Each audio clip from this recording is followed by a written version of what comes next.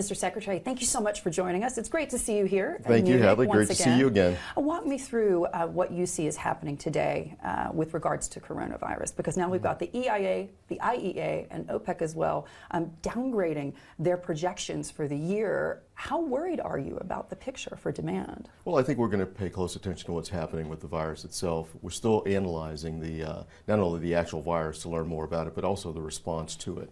So we're looking to see if the Chinese government will be able to contain, or at least help contain, the spread of the virus. At this moment, while we're seeing some slight reductions in production as a result of the virus, we're not yet concerned about its ultimate impact.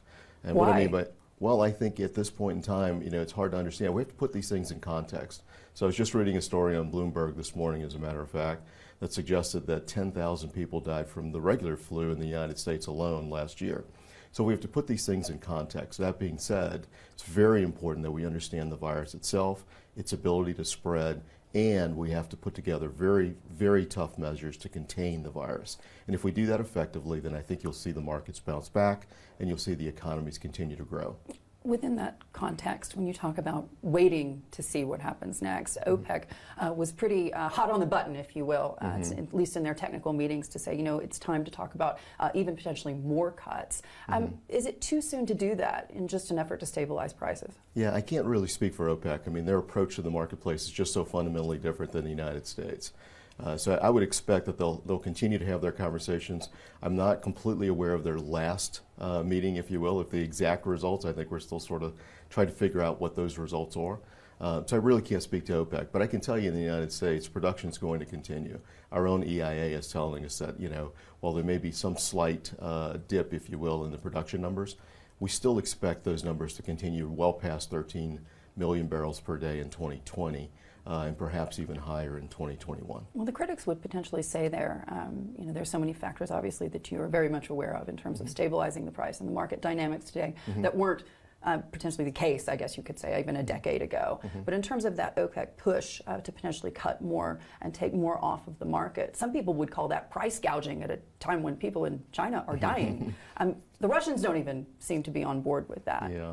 Well, I think that some people will say that. There's no question about that. But I think OPEC's ability to affect the market is just fundamentally different than it was, say, 40 years ago. 40 years ago, had OPEC made that type of an announcement, we might see prices jump 20, 30, 40, 50%, almost overnight, literally overnight in some cases. We're not seeing that. And I think it really speaks to where OPEC fits in the marketplace today. It is fundamentally different, and that's due to a number of reasons, as you pointed out. U.S. production continues to grow, it continues to stabilize the market in its own right. So we're just looking at just a really different market. In terms of the picture for U.S. Demand and growth in the next few years, obviously all of this against the backdrop of this black swan moment, the coronavirus coming into play. What's your thoughts regarding a healthy price today for the U.S. market? That's hard to tell. It depends obviously on each producer and what their cost structures are. But we think, at the moment, the cost structure is such that companies are going to continue to produce. So I would assume that if we see a price drop, that brought us back to, say, $20 a barrel, you would start to see that production stop. But, right now, anywhere from, $50 to $70, which is the range we've been in for perhaps the last 18 months or so, seems to be a sweet spot for our market in the United States. Do you see those prices popping back above 60 and headed towards 70 in the near future, given everything that we're seeing today? I don't know. I'm not seeing it in the marketplace today. I mean, this morning I think we're somewhere around $55 for Brent. I think that's probably a good spot, and we'll probably see the market stabilize and stay right in that range again from about 50 to 55 to 60, perhaps 65 on the high side. One of the things that we're very much focused on this weekend here at the Munich Security Conference is not just energy markets, but also defense. And one of the things that we've heard often from NATO allies, for example, is the need for a European defense force. They think that that's something that's necessary with regards to Russia. When you take a step back and look at this from the energy perspective, we're talking about LNG. The United States, of course, wants to offload LNG not just to Europe, but to China as well.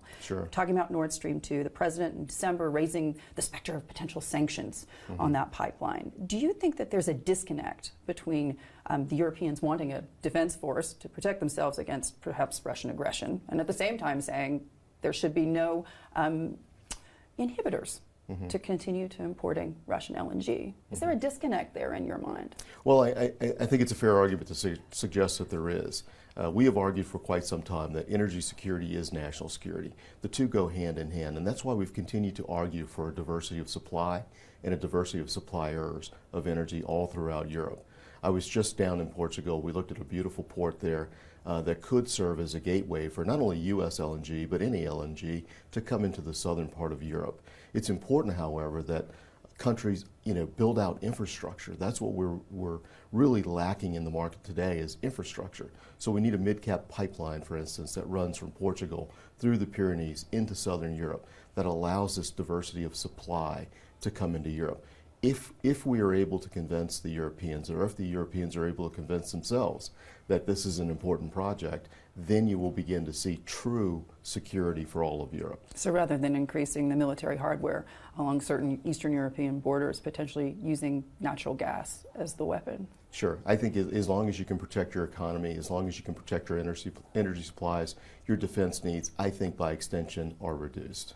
Walk me through how you see this impacting maximum pressure, because of the impact on Iran, no doubt, over the last several months in particular. We've seen it in their economics. We've seen it in their ability to influence things in the region, in Lebanon and Syria as well. But what about today, given the impact of the coronavirus? That certainly takes away what was one of their last remaining markets. We think it does. The maximum pressure campaign is going to continue from the United States until Iran changes its malign behavior. You'll continue to see the same policy coming out of the United States. It must stop. Now, the impact on the markets, as you know, we just talked about pricing, has been marginal at best. And I think you'll continue to see that as well. It just continues to speak to the strength of the production of the United States as well as other nations, that we can offset these losses in the oil marketplace without any huge disruption. Speaking of losses, we got to talk about Libya. There have been so much concern, particularly in Capitol Hill in the last few days, hearings on what should be U.S. policy in that country. Certainly, the Obama administration had a different take on what was necessary to stabilize Libya. But in your view, how damaging do you believe this problem is today to the markets and over the long term? Well, I hope it gets resolved soon. There are ongoing talks in Libya. I know many nations have been involved. Certain GCC countries very much on different sides of this question. Exactly. There's a tension within the GCC. I think we'll continue to see those talks get resolved. If we're able to resolve them, you're looking at an enormous amount of production coming back to the market, which I think is important. Again, to that security argument, the more production that we have, the more stable that production is, the less our defense needs will be. When you think about what happens next with regards to U.S. policy, obviously the president, in the middle of an election cycle, his message to the electorate when it comes to U.S. energy independence, significantly different really from the message to the markets, because as you very well know as Secretary of Energy, we are not, as Americans, completely energy independent today. Do you think that rhetoric is dangerous? No, I don't. We're not independent, if you will. If you look at the various types of oil that we bring into the United States, different refineries need different types of oil, so they bring that in. What we're independent from is the malign influence of actors who don't have our interest at heart. So the president is absolutely correct when he speaks to energy independence in that context. We are no longer dependent upon nations that do not have our interest at heart. And that's what he speaks to. And I think that's absolutely true. Specifically who? Saudi Arabia? Well, it depends. Iran, probably the first and most important example of that. We are no longer dependent on their production, if you will, to sustain the American economy. And in that sense, we are, in fact, energy independent. Dan, we're going to have to leave it there. Thanks so much for joining us. The Secretary of Energy joining me from the Munich Security Conference.